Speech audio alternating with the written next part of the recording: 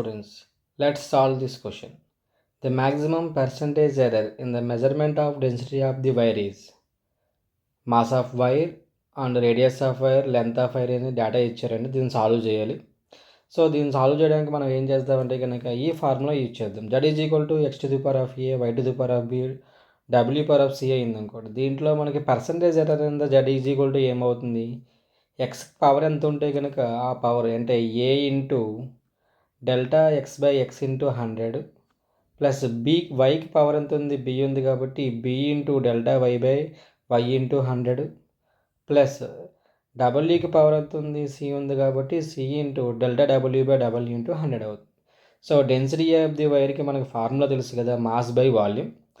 So ఇప్పుడు మనం ఇక్కడ వైర్ని ఎలా కన్సిడర్ చేసుకోవచ్చు, ఒక సిలిండర్లా తీసుకోవచ్చు. సిలిండర్ యొక్క రేడియస్ ఆర్ కాబట్టి దాని యొక్క వాల్యూమ్ కాస్త ఎంత అవుతుందంటే πr²L అవుతుంది.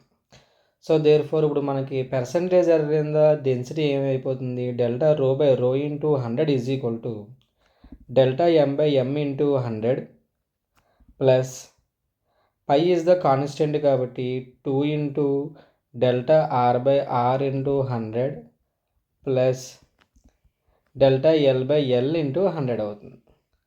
ఇప్పుడు మీరు దీనికి వాల్యూ సబ్స్టిట్యూషన్ చేసుకుంటే మాస్లో ఎర్రర్ వాల్యూ ఎంత ఇచ్చాడు, 0.03. So 0.03 by 0.6 into 100 plus 2 into delta are value ఎంత అండి, 0.01 బై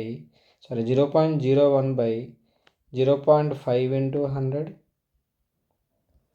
అలాగే నెక్స్ట్ మనకి ఇచ్చిన వాల్యూ కాస్త లెంత్లో error value 0.05. So 0.05 by 10 into 100. So దీన్ని సింప్లిఫై చేస్తే ఆన్సర్ వచ్చేస్తుంది. సో ఇక్కడ ఏమవుతుంది, 0.3 బై 0.6 అవుతుంది, అంటే ఈ వాల్యూ కాస్త 1/2. ఇక్కడ ఎంత వస్తుంది,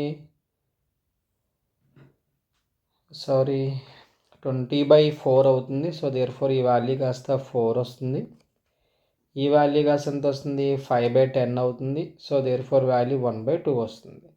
సో 1/2 ప్లస్ 1/2 1 కాబట్టి వాల్యూ కాస్త 5 అవుతుంది, అంటే 5%. Option 2 is the correct answer అండి.